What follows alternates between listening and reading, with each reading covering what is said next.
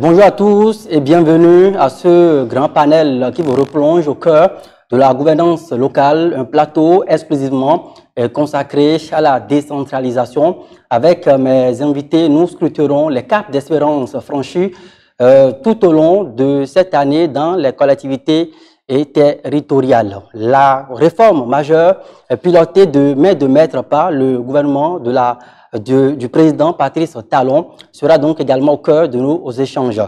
William Fangbedji, bonjour. Bonjour. Vous êtes maire de la commune de Lalo, l'une des 6 communes du département du Koufo. Merci de répondre présent à mon invitation. Merci beaucoup. Et puis Christophe Megbedji, bonjour. Bonjour, monsieur le journaliste. Vous êtes préfet du département du Koufo. Votre longue expérience à la tête de la commune de Klokamem en tant que maire entre 2003 et 2016 fait de vous une figure de la gouvernance locale. Au plaisir de vous retrouver. Merci. Et puis, enfin, bienvenue, Milorin, bonjour. Bonjour, monsieur. Vous êtes préfet du département du Mono. C'est un plaisir également de vous retrouver. Vous êtes expert en suivi évaluation. C'est un plaisir partagé. Alors, je vais ouvrir ce panel avec le maire de la commune de Lalo, puisque nous parlons donc de la gouvernance locale. Ce sont eux qui sont donc plus proches des populations à la base. Alors, monsieur le maire, est-ce qu'en 2021, vos actions ont eu un effet considérable sur la vie des populations? Vous me direz encore rapidement quelles sont ces grandes réalisations. Merci beaucoup. Comme vous le savez, en tant que premier acteur politique de ma commune, je ne peux jamais penser au développement sans associer le bon fonctionnement du conseil communal, qui est l'organe délibérant, l'administration communale, les organes infracommunaux, la tenue régulière des sessions. La résistance de ces fonctionnements contribue vraiment à la réalisation de certaines infrastructures, de certaines infrastructures telles que l'ouverture des voies. L'ouverture des voies, vous savez, la commune de Lalo est à 80% agricole. Nous avons procédé à l'aménagement des voies. Sur le plan de la santé, vous savez que nous avons une population analphabète, excusez-moi le terme. Sur le plan de la santé, nous avons construit des centres de santé. Nous allons dans l'arrondissement de Rassame. Après, il y a l'unité villageoise de santé de Sonoué qui sont équipés. Sur le plan de l'éducation, nous avons aussi sauvé les enfants des souffrances. Vous avez, quand vous allez dans certains contrées de ma commune, cette année, nous avons procédé à la construction de 6 modules de classe bien équipés. Donc, quand nous nous retrouvons sur le plan des infrastructures telles que le bitumage de la voie Agbanizou, Lalo Tofo, c'est l'occasion de remercier le chef de l'État qui a sauvé Lalo de ce désenclavement notoire que nous vivons depuis des années. Nous sommes actuellement aussi à la phase préparatoire de la construction du marché de Rassame au type moderne. Pour sauver aussi ces jeunesses qui ne cessent de penser à comment se distraire les week-ends. Surtout les autres également. Les autres rurales, nous avons la construction du stade Omnisport qui va bientôt démarrer. Et quand nous allons sur le plan du désenclavement, vraiment, à hauteur de Ahomadegbe, le chef de l'État nous a permis d'ériger un grand pont qui, dorénavant, nous lie au département du Koufo. Donc, tout ceci réuni impacte les populations à la base. Alors, est-ce qu'au plan de la mobilisation des ressources propres au sein de la commune, puisque c'est un grand défi pour les communes comme voilà, la vôtre, est-ce que Lalo se distingue particulièrement des autres communes du Koufo cette année? Effectivement, une commune ne peut pas vivre sans ses propres moyens et surtout avec les nouvelles réformes. Ces communes qui n'arrivent pas à mobiliser ces ressources sera fusionnée. nous ne le souhaitons pas. C'est l'occasion de remercier mon préfet qui, dorénavant, a mis sur pied ou bien nous amène à mobiliser en gratifiant ces communes, ces maires qui feront mieux. Pour le moment, quelles sont les stratégies que nous adoptons? Vous savez, quand il y a la tenue des municipalités, nous invitons, c'est souvent une municipalité élargie. Et j'invite les 67 chefs de village qui planchent et nous revêtent ce qu'il a pu apporter à la commune mensuellement. Et à force de faire ça, avec cette nouvelle stratégie, nous comptons dorénavant mobiliser des ressources pour pouvoir vraiment répondre à nos besoins. D'accord. Alors, je sais que, selon mes informations, les fonds FADEC n'ont pas atterri dans toutes les communes cette année. Si je me trompe, les préfets sont là en tant que représentants donc, du gouvernement pour me reprendre tout à l'heure. Tout ceci n'a-t-il pas eu un impact sur la gestion de votre programme d'action? Non, non, parce que, vous savez, les communes ne cessent de reporter les ressources. Bien que l'État n'a pas envoyé les ressources FADEC cette année, ça ne nous a pas empêché d'évoluer à plus forte raison. Ces modules de classe que j'ai réalisés, les constructions et autres, ce sont les bases, les anciennes réserves là que j'ai dû déployer pour satisfaire mon population. D'accord.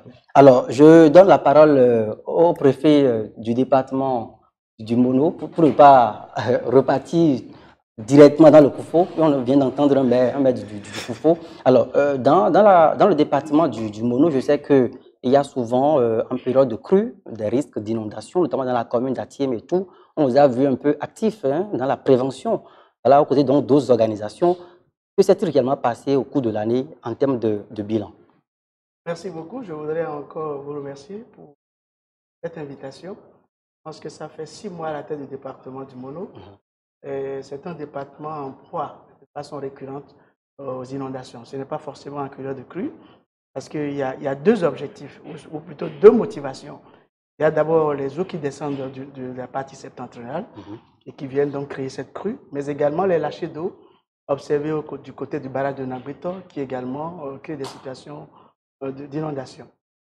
Et donc, à notre prise de fonction déjà en juin, nous avons fait face à une première situation, c'est l'embouchure de la Bouche du Roi qui s'était fermée. Et donc, c'est le premier motif d'inondation observé entre Atiem et Boupa, en passant par Commun. Et donc, avec la diligence du ministre du cadre de vie, à qui je dis vraiment merci pour cette assistance constante et cette écoute à nos doléances, nous avons en une semaine pu régler ça. On a ouvert cette embouchure, ce qui a permis quand même de régler dans les premières semaines déjà de la prise de fonction, cette situation, en attendant que les lâchers d'eau de Nagbeto ne commencent autour du mois d'août jusqu'en octobre. Alors donc, c'est une situation pérenne. Et comme je le dis, ce n'est pas une catastrophe, nous sommes condamnés à la revue chaque année. Et donc, ma première action est déjà de sensibiliser les maires pour leur demander de ne plus inscrire ce phénomène sur le couvert de catastrophe, mais plutôt de mettre en place des mesures anticipatrices, puisque nous sommes conscients que ce sont des problèmes auxquels nous devons faire face chaque année. Il faudrait donc désormais orienter nos budgets déjà vers comment utiliser ça comme une force et non désormais comme une faiblesse. Et je pense que avec l'évolution de la situation, nous arriverons, surtout que déjà depuis quelques semaines, l'État a démarré le dragage des eaux du lac Aémé, et donc du lac Toho, et donc toutes choses qui concourent à résorber progressivement cette situation. Mais je voudrais vous assurer que il n'y a pas que l'inondation dans le Mono. Le Mono également est un département très riche en matière touristique. Et nous travaillons avec les maires à ce que ce pan de ce volet qui est très cher au chef de l'État et qui tient une place de choix dans le programme d'action puisse quand même aussi trouver écho favorable dans le département. En ce sens, nous avons pris l'option de délocaliser souvent nos conférences administratives départementales vers ces lieux touristiques susceptibles et de donner plus de visibilité au département et pourquoi pas d'attirer des investisseurs. Ainsi, vous allez voir que dans le mois, je crois, de septembre ou août, nous avons organisé la première carte délocalisée au niveau du centre, ce que nous pouvons appeler le musée Jonas Pedro. C'était pour nous donc une occasion d'immortaliser cette gloire, mais également de rendre plus visible tout ce qui se fait là et pourquoi pas attirer des investisseurs. Deuxième activité, c'est que nous avons égalisé la même cadre au niveau d'un centre finno béninois qui se trouve à Grand Popo, qu'on appelle la Villa Caro, qui est, disons, une coopération de la République de Finlande et la République du Bénin, et qui célèbre beaucoup plus les cultures, un brassage culturel entre ces deux nations. Et donc, l'objectif également étant de donner plus de visibilité à nos attraits touristiques. Nous comptons rester dans cette dynamique-là, parce que nous sommes forcément convaincus qu'il y a beaucoup de ressources à engager par nos communes dans le volet touristique et culturel. Alors, et là, nous sommes dans la préparation du 10 janvier, et c'était peut-être ici lancer une invitation avant que la parole ne parte pour une forte mobilisation du côté de Grand Popo. Nous avons une belle place de 10 janvier et nous comptons vraiment célébrer cette fête pour l'attrait touristique également. D'accord. Alors, faisant écho au programme d'action du gouvernement dans le domaine de l'aménagement du territoire et de l'assainissement, Monsieur le préfet Christophe Mbedi, vous avez initié un prix spécial pour les communes du Koufo, pour toutes ces communes-là qui excelleront donc dans le domaine de l'assainissement, surtout de l'aménagement. Qu'en est-il exactement? Oui, bien sûr. Bon, avant d'aller à cela, je voudrais d'abord vous remercier. Je remercie aussi le gouvernement qui nous donne les moyens d'être de bons relais, d'être de bons commis de l'État. Et donc, avant même aussi de répondre à cette question, je voudrais aussi ajouter ceci. Le Koufo, qui existe légalement depuis 1999, n'a pu démarrer pratiquement qu'en juin, vous savez, 2016. Je voudrais remercier le chef de l'État. En tant que département. En tant que département. Donc, je vais remercier le chef de l'État qui a su opérationnaliser les 6 autres départements. C'est important. Parce qu'il faut rapprocher l'administration des populations pour les services à leur délivrer. Vous voyez, nous avons initié certains prix. Il y a le prix de la commune la plus propre, ou des communes les plus propres. Et il y a aussi le prix des communes mobilisatrices de ressources endogènes. Les communes qui arrivent à faire des efforts, mobiliser des ressources endogènes. Et puis aussi, nous voulons que les communes fassent des efforts pour la protection des enfants, surtout des filles. Vous savez, c'est un fléau, pas seulement dans le Koufo, mais un peu partout dans le Bénin. Ceux qui s'amusent avec nos enfants filles, nous leur avons dit que nos enfants filles sont comparables à des mangues non mûres. Si vous les mangez, si vous les touchez, vous allez avoir des ulcérations dans la bouche, c'est-à-dire des plaies dans la bouche. Et vous savez ce que je veux dire par là. Et vous allez simplement limer vos dents contre les barreaux, les barres donc de la prison. Alors, je dis cela pour revenir sur d'autres questions. Vous savez qu'au niveau départemental, nous avons pris un arrêté pour interdire la fréquentation des lieux de tolérance par les mineurs. Alors justement, cet arrêté a créé un tollé. On parle d'espace de loisirs, même si le qualificatif malsain y est ajouté. Oui, non, c'est-à-dire tout a été clarifié. Et nous avons défini ce que nous entendons par lieu de tolérance dans l'arrêté. Pas un tollé. D'ailleurs, on a été félicité par ça. On a été félicité par les partenaires, surtout par le gouvernement aussi. Parce que c'est le gouvernement même qui a autorisé que l'arrêté soit pris. Vous comprenez? Et vous savez, lorsque vous venez avec votre enfant mineur, une fille ou bien un garçon, vous voulez vous arrêter quelque part pour prendre un pot, pour manger, vous devez être en mesure d'établir le lien de parenté. Si c'est cela, ce n'est pas un problème. Ma fille, quelque part, dans un restaurant, nous allons, par exemple...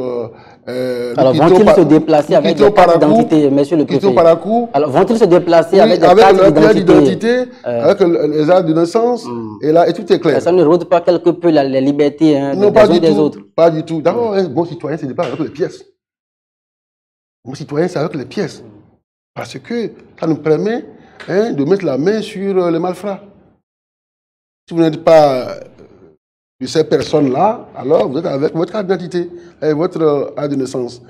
Et vous savez, On a aussi refusé l'exposition des cercueils aux abords des voies. Pourquoi? Nous devons célébrer la vie. La vie simplement. Et vous voyez, quand vous allez dans ces pays que je vois, vous avez les cercueils au niveau des morgues.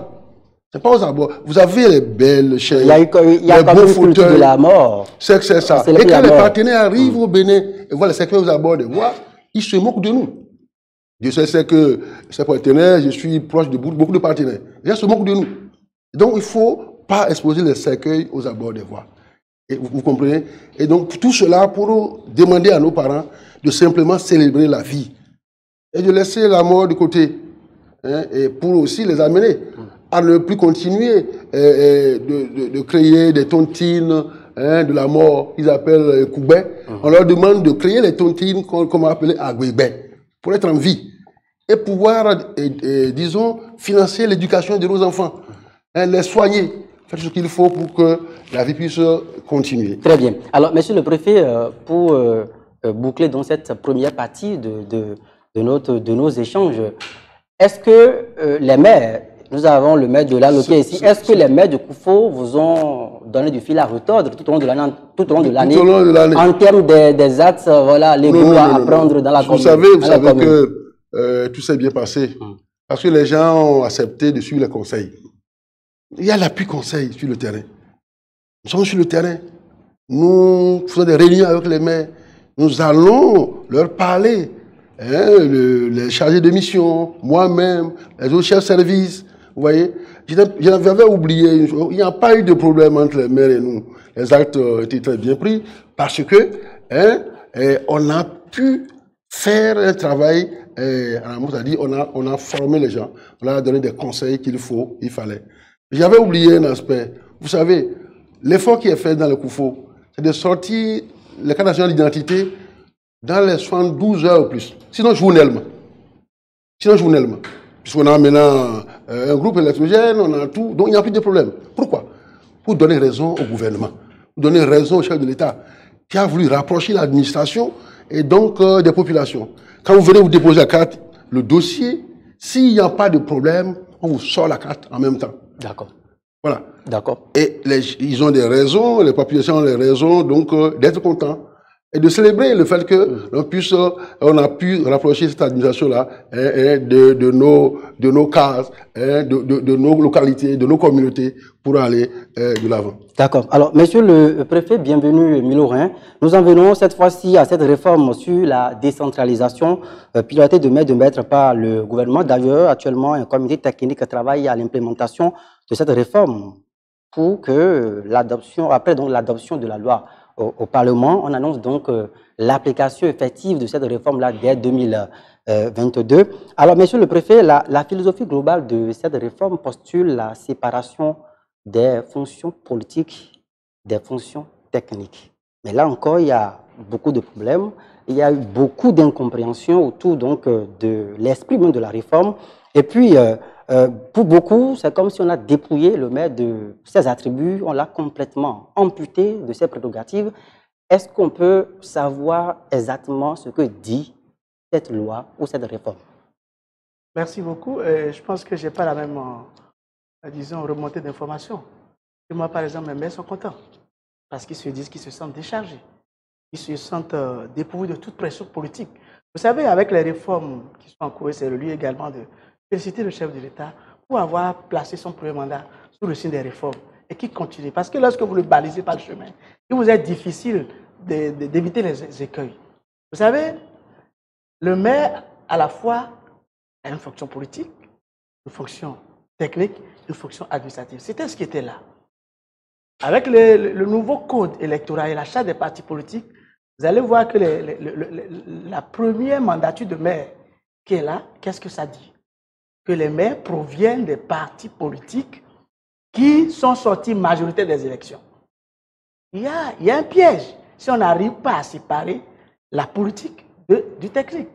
C'est que désormais, les maires, en recherchant forcément à avoir la caution de leur parti politique, puissent perdre de vue les aspirations des populations à la base. C'est de ça qu'il s'agit. Et donc, pour éviter désormais que oui, tout en renforçant nos partis politiques, d'accord, pour faire des organisations politiques qui sont réellement dans l'animation de la vie politique, mais qu'on ne sombre pas dans, disons, le populisme à la base, pour sacrifier l'essence même de la décentralisation, le gouvernement a pensé, je pense à juste titre, libérer un peu le maire de ses pressions politiques en créant désormais le poste de secrétaire exécutif, qui, du reste, un, est nommé par le maire, deux, n'évolue pas à ce niveau, est placé sous non seulement l'autorité hiérarchique et ou fonctionnelle du maire, mais également sur le conseil de supervision. Tout a été fait pour que désormais il y ait plusieurs niveaux de censure avant qu'une décision ne soit appliquée. Moi, je pense et j'estime que ceux qui suscitent des tollés, je veux les inviter à la patience parce qu'ils ne savent même pas le contenu. Parce que c'est de ça qu'il s'agit. Si vous n'avez pas le contenu de la loi, pourquoi vous en parlez? Est-ce que vous avez disséminé suffisamment cette loi? Mais parce que la loi n'est pas encore promulguée. Vous savez, ça devient loi. Jusqu'ici, c'est encore au toilettage. C'est de ça qu'il s'agit. Nous avons la facilité de clouer au pilori quelqu'un juste parce que nous sommes dans la festivité. Parce que les intentions politique. Quand même. Oui, non, non l'intention est bonne. Je vous viens de vous exposer. Monsieur le préfet, on a même écouté au palais des congrès un maire qui s'est exclamé, laissez notre budget parce que justement, amputé de cette fonction. Si vous posez la question à ce même maire aujourd'hui, vous dira le contraire. Parce qu'il a compris parce qu'entre-temps, il n'avait pas reçu le document. Il ne savait pas réellement, parce que c'était la première étape de présentation des grandes lignes. C'était beaucoup plus pour recueillir les recommandations et autres observations des acteurs de première ordre que nous sommes, mais adjoints au maire et tout autre. Et les organisations également, la LCB, tout. Ce maire, si vous lui posez la question aujourd'hui, il dira qu'il n'avait rien compris. Parce que pour lui, le budget était le seul instrument pour lui pour justifier son mandat. C'est une erreur. Et le chef d'État a su bien lui répondre ce jour. Monsieur le maire, le budget communal n'est pas votre budget. C'est le budget de la communauté. C'est pour la mairie. C'est pour répondre aux administrations des populations. Et donc, je voudrais prier les uns et les autres de rester calmes. De pénétrer vraiment ces tests et avant de faire le débat. Et parce que je suis convaincu que lorsque quelqu'un va lire tout ce document, il saura qu'on a fait également un grand pas. On vient de booster davantage, comme un nouveau départ, la décentralisation. Très bien. Alors, je vais retourner la parole tout à l'heure au maire de la commune de Lalo. Je me retourne cette fois-ci vers le préfet du département du Koufo, puisque c'est vous qui répondez directement du gouvernement au sein donc des collectivités territoriales. Oui. Nous savons tous l'image que projette cette expression, le monstre à trois têtes dans notre pays, le Bénin, qui a d'ailleurs conduit au blocage du fonctionnement de l'État avec par la suite un coup d'État. Alors ici et maintenant, on parle de conseil communal, on parle de conseil de supervision et à cela s'ajoute maintenant le poste de secrétaire exécutif également qui conserve assez de pouvoir. Donc on parlait de triumvirat. Est-ce que ça ne risque pas de plomber l'action communale? Non, en réalité, le conseil présidentiel de ce moment-là, de 70, ce n'est pas la même chose. Le conseil est créé, mais les présidents faisaient chacun 2 ans. C'est ça. On n'est pas dans la gestion ensemble. Donc, ce n'est pas la même chose. Ici, chacun a sa partition à jouer. Est-ce que vous voyez? Et donc, vous avez monsieur le maire, qui est un élu politique, politico-administratif. Vous avez le secrétaire exécutif, vous savez, et vous avez aussi les autres agents de la mairie. Vous comprenez? Et pour avoir été maire, et puis vous dire que c'est une bonne réforme. Le maire a plein de choses à faire, hein, que de s'occuper des détails. On appelle ça détail. Vous voyez, ceux qui ont réussi, hein, ceux qui ont réussi à leur poste de maire, qui peuvent se faire relire 1000 fois, ils ne s'occupaient pas des détails. Moi, j'ai pu vous le dire. Je ne m'occupe pas des détails. Est-ce que vous voyez? Et donc, ce qui est mis dans le code de l'organisation territoriale permet aux élus d'être eux-mêmes, de pouvoir s'occuper des choses essentielles et de pouvoir s'occuper de la délivrance des services sociaux de base, d'être dans les réflexions pour permettre aux populations d'être ensemble, d'avoir de l'eau, d'avoir les pistes en bon état, et d'avoir un environnement bien sain et d'autres choses, l'éducation, la santé, c'est ça. Et ça demande beaucoup de réflexion. beaucoup d'efforts. Et le secrétaire exécutif, il est à l'opérationnel. Il est dans l'opérationnel, c'est lui qui est chargé de mettre les choses en œuvre, sous l'œil vigilant, sous le contrôle de M. le maire et de tout son conseil communal. Et bien sûr, il y a le conseil de supervision aussi. Alors, on parle de la réforme, mais celui à qui cette réforme, ou bien ceux à qui la réforme donc sera appliquée, une fois encore, ce sont les maires. Nous avons un maire sur le plateau, le maire de Lalo. Alors, William Fangbedji, vous excusez un instant, monsieur le préfet. William Fangbedji, on est tenu par le temps, justement. Alors, William Fangbedji, est-ce que vous vous sentez malaisé? Est-ce que vous ne vous retrouvez pas pris dans l'étau? Est-ce que finalement, en tant que maire, est-ce que le poste, c'est encore enviable aujourd'hui? Je me sens très à l'aise et je réponds au nom de tous les maires de la République du Bénin. Parce que si nous suivons ceux qui, en temps, avaient agité la tollée, c'est des gens qui ne veulent pas vraiment le développement à la base. Aujourd'hui, le maire, en tant quand on passait, nous traitait même de prisonniers ambulants. On est aujourd'hui libérés. Libérés du simple fait que avant, nous avons ces pesanteurs sociopolitiques qui nous empêchaient de gérer nos cités. Aujourd'hui, ce n'est plus le cas. Le maire, en tant qu'un superviseur, peut dorénavant penser à l'épanouissement de ces populations sans être contré. Donc, c'est le moment de saluer cette bravoure du chef de l'État et nous attendons impatiemment ces réformes afin de booster le développement de nos communes. Alors, la réforme est annoncée pour être implémentée d'ici quelques mois, l'année prochaine. Est-ce qu'au sein de la commune de Lalo, vous travaillez déjà à préparer psychologiquement le conseil communal et puis toute l'administration communale à pouvoir accueillir cette réforme? Psychologiquement, tous les pans sont déjà aguerris, à savoir le conseil communal, l'administration communale, tout ce qui est administratif. Nous sommes vraiment impatients de voir cette réforme parce que nous voulons vraiment le développement de nos communes. Si nous prenons par exemple le cas de Lalo, nous n'avons pas les moyens pour pouvoir payer. Jusqu'à présent, nous n'avons pas de SA, des secrétaires d'arrondissement. Mais cette réforme permettra dorénavant à ma commune de faire fonctionner l'administration à la base, ce que nous n'avons pas. Donc, on ne peut qu'applaudir cette réforme. Très bien. Alors, nous allons amorcer le dernier virage de cette émission en termes de perspective. Oui, le temps joue vraiment contre nous. Bon, exceptionnellement. Vous savez, nous avons 3 organes désormais. Le conseil communal, qui est l'organe délibérant, c'est-à-dire qui fixe les orientations. Le conseil de supervision, qui adopte le budget qui est élaboré par les techniciens sous la supervision du secrétaire exécutif. Il ne faut pas faire d'amalgame. Ça veut dire quoi? L'administration communale est placée sous la hiérarchie du secrétaire exécutif, qui ne gère que l'aspect technique de la maison, mais qui est nommé par le maire et qui le rencontre à travers, puisque c'est le maire qui est en même temps le président du conseil de supervision. Donc, où est-ce qu'il y a amalgame? Chacun dans son rôle. On veut juste libérer la fonction technique pour dire, désormais, une fois que vous avez fixé les orientations, que le budget est élaboré, ok, laissez les techniciens travailler. D'accord. C'est comme ça qu'il faut comprendre. D'accord.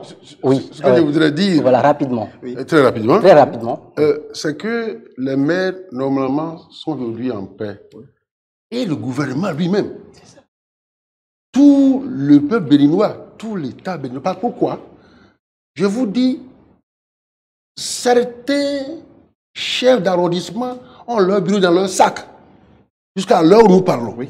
Dans le sac, vous? Oui, le bureau est dans le sac. Alors, le sac, est-ce que ce n'est pas de la Je sais de quoi je parle. C'est-à-dire qu'il a, le cachet, il a tout dedans. Vous sifflez sous un arbre, ça arrête. Parce que il n'a personne au bureau d'arrondissement, il n'a pas de secrétaire, il dit d'arrondissement. À Lalo. Il n'y en a pas. Et ce n'est pas seulement Lalo. Je sais de quoi il parle. C'est dans plusieurs communes du Bénin. Et cette réforme va permettre à nous tous de nous occuper de l'état civil. D'accord. Alors, l'état civil sera sécurisé. D'accord. C'est aussi un aspect. C'est un aspect. D'accord. Merci beaucoup à vous. Le dernier virage de cette émission, vous aurez chacun 1 minute maximum pour nous dire rapidement en termes de projection d'avenir. Monsieur le maire de la commune de Lalo, William Fangbedji, à quoi doit-on s'attendre à Lalo prochainement? Lalo, dans les années à venir, serait cette commune rayonnante en matière d'infrastructures communautaires, à savoir les écoles qu'on va encore élargir. Nous avons des AEV qui seront bientôt installés, qui desserviront jusqu'à 26 villages. En matière de pistes rurales, puisque nous ne sommes que agricoles, nous allons élargir parce que, à voir mes premières expériences, les populations apprécient cet investissement que nous allons dorénavant accompagner afin de faciliter le déplacement des productions depuis le champ vers le coulement et faciliter le transport des biens et personnes de la population. D'accord. Oui. Alors, monsieur le préfet? Non, mais je crois que nous devons être contents parce que nous attendons le désenclavement de tout le Koufo. Nous parlons du Koufo. Nous parlons de la boucle du Koufo. La boucle du Koufo, ça fait 40-50 km. On a déjà fait une partie de 40-50 km. Et je sais très bien que nous allons poursuivre l'application de l'article portant l'interdiction de la fréquentation de l'intolérance par les mineurs. Nous allons poursuivre les visites dans les directions départementales. En application du décret 2002-316 du 22 août 2002. Parce que nous devons savoir ce qui se passe dans les directions départementales. C'est notre rôle. Puisque nous sommes représentants du gouvernement, des ministres individuellement, et donc qu'est-ce qui se passe dans les directions.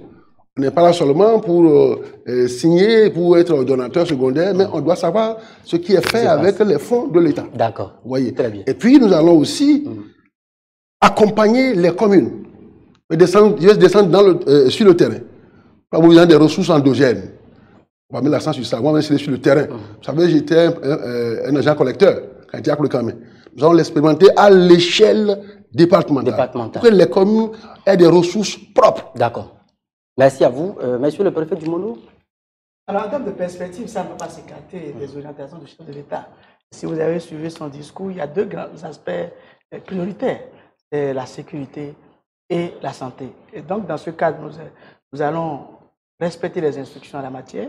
Nous faisons déjà beaucoup. J'ai la chance d'avoir hérité d'un département que nous avons l'habitude de qualifier de veille en matière de sécurité. Nous allons travailler à renforcer cet acquis et avec la bénédiction des membres du gouvernement, nous faisons le meilleur pour que, en termes de sécurité d'aller et de venir, chacun puisse être libre.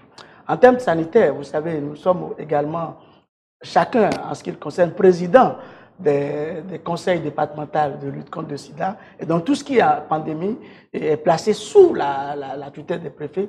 Donc, nous sommes les bras opérationnels de la politique du gouvernement en termes de prévention et de gestion de cette pandémie auquel nous faisons face. Bien entendu, ce n'est pas sans occulter tout ce que nous avons à faire en termes de coordination des services déconcentrés de l'État, mais également d'accompagnement des maires.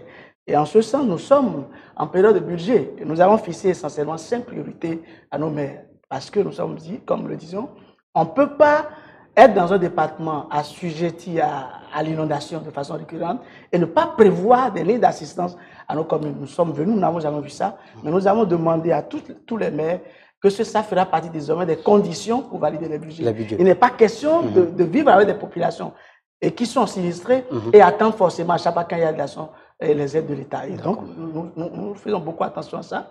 Et en termes aussi de priorité dans l'élaboration des budgets, et de la prise en charge des adolescents en matière de santé sexuelle et reproduction, l'obligation pour toutes les communes de prévoir des domaines pour l'érection des centres de secours, parce que ça faisait partie des recommandations de la conférence des préfets que nous avons eu la chance d'abriter cette année. Et donc, autant de priorités qui sont espérées, qui seront